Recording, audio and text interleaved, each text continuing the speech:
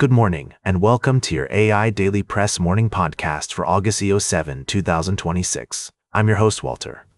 Firstly, an explosive drone was discovered at Leipzig-Halle Airport in Germany, which has raised concerns about national security and potential foreign involvement.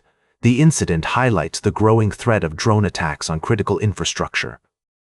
In another development, Iran and Oman are reportedly close to finalizing an agreement on the management of the Strait of Hormuz, a crucial waterway for international oil shipments. This deal could impact global supply chains and the ongoing conflict in the region, with experts warning that any agreement must balance the interests of all parties involved to avoid further escalation. Lastly, the Senate Homeland Security and Governmental Affairs Committee has voted to hold Dr. Anthony Fauci in contempt of Congress after he invoked his Fifth Amendment right during a hearing on the COVID-19 pandemic. The move has sparked intense debate, with lawmakers arguing that Fauci's silence undermines their ability to conduct effective oversight, while supporters contend that it's a politically motivated attempt to discredit him. These stories will continue to unfold, and we'll keep you updated as more information becomes available. Now for the latest in social and cultural news, here is Barbara Waters. Thank you, Walter. We are coming to you live with a summary of our top stories. The humanitarian crisis in Ceuta, Spain's North African enclave, continues to unfold, with thousands of migrants, including unaccompanied minors, left homeless and struggling to survive. The situation has sparked widespread outrage and calls for increased border security across Europe.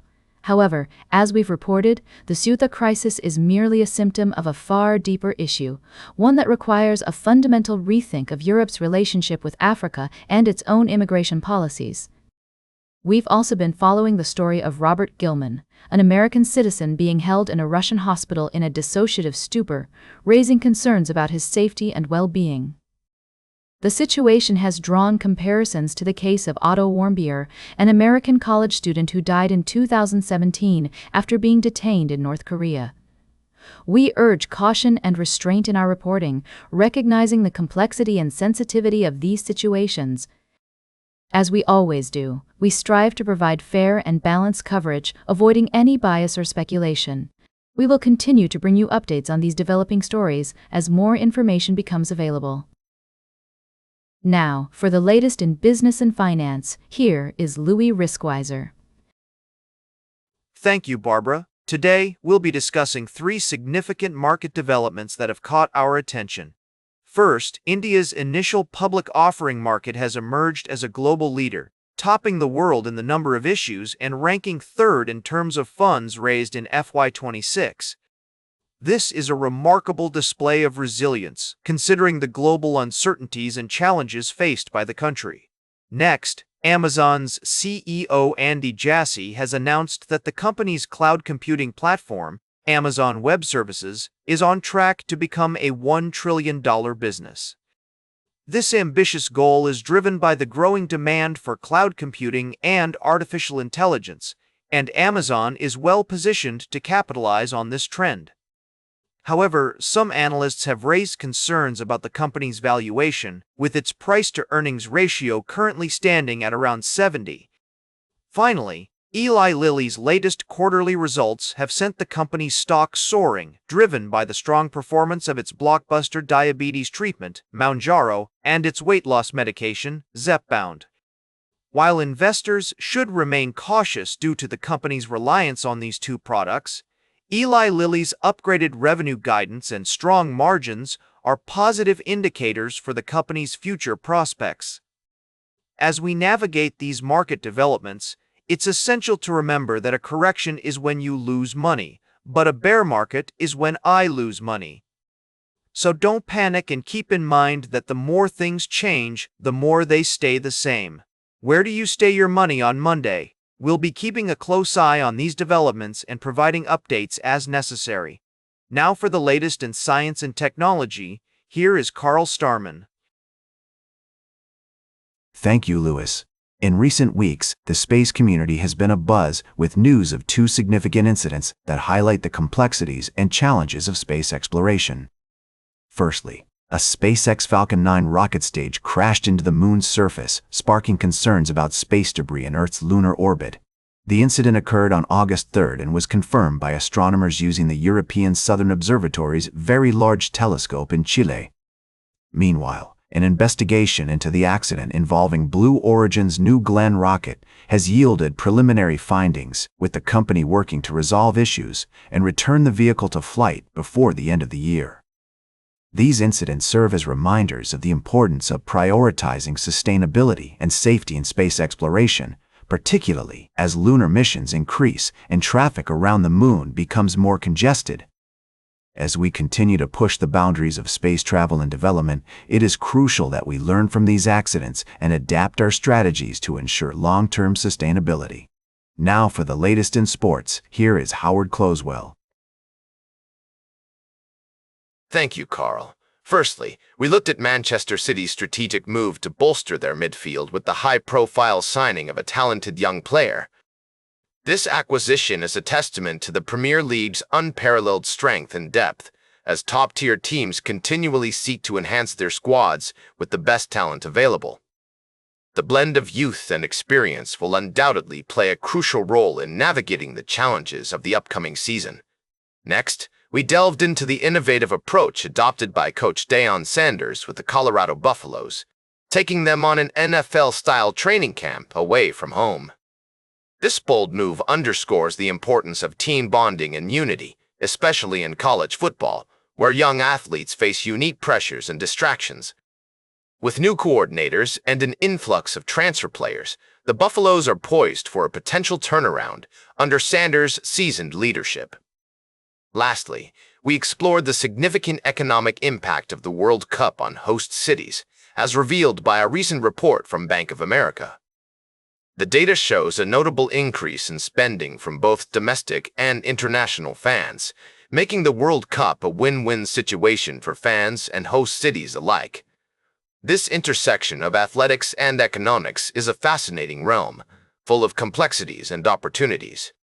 These stories remind us that success in sports is often built on foundations laid far from the spotlight, whether it's through strategic team building, innovative coaching strategies, or the economic benefits of hosting major international events. Now, for the latest in travel and human interest, here is Charles Curl. Thank you, Howard. Firstly, we reflect on the senseless destruction of a beloved landmark, the traditional Oak Church in Berislav, Ukraine. This tragedy reminds us of the significance of tradition and the need for peace and understanding in a world torn apart by conflict. Next, we venture to the Italian island of Sardinia, where a recently discovered Bronze Age tomb has shed light on the lives of the Nuragic people. This ancient civilization's ingenuity and craftsmanship serve as a poignant reminder of the dignity of ordinary work and the importance of preserving our cultural treasures. Lastly, we examine a striking case of workplace discrimination in Ireland, where a Garda with severe asthma and chronic obstructive pulmonary disorder was ordered to return to work during a COVID-19 surge. Although the Workplace Relations Commission ruled that the Garda was indeed discriminated against, compensation was denied due to a significant lapse in time between the incident and the filing of the complaint. This ruling underscores the need for employers to prioritize employees' health and safety, particularly those with pre-existing medical conditions, and the importance of timely action in addressing grievances. These stories invite us to appreciate the beauty of everyday life, the dignity of ordinary work, and the significance of tradition. As we move forward, let's cherish our shared humanity and strive to protect the delicate fabric of our cultural heritage. Now for the latest in fashion and entertainment, here is Joan Streams. Thank you, Charles. Good morning, darlings. Let's dive right into the latest news from the world of entertainment and beyond. First off, our thoughts are with Perez Hilton, who has been hospitalized after a disturbing TikTok livestream that showed him harming himself. The incident has sparked an outpouring of support from fans and fellow celebrities, all urging others to prioritize their mental health and seek help when needed. On a lighter note, can we talk about the secret to glowing complexions? It seems like every A-lister has a trick up their sleeve, from red light therapy wands to magical serums. We're diving into the world of skincare tools that are making waves in Tinseltown, with SoloWave's buy one get one free offer being the perfect opportunity to give your skin the TLC it deserves. And, finally, let's raise a glass to the talented Ella Rubin, who is making waves in the entertainment industry. This young starlet has come a long way since her early days and has proven herself to be a force to be reckoned with, thanks to her down-to-earth attitude and dedication to her craft. With exciting projects on the horizon, Rubin is poised for stardom, and we can't wait to see what she does next. Now for the latest in nature and environment, here is David Attenacher. Thank you, Joan. Firstly, our environment editor has been following a story in Nepal where a bird flu outbreak at the Central Zoo has raised concerns about the safety of the country's wildlife. The outbreak has resulted in the death of several endangered species, and experts are calling for urgent action to be taken to prevent the spread of the disease.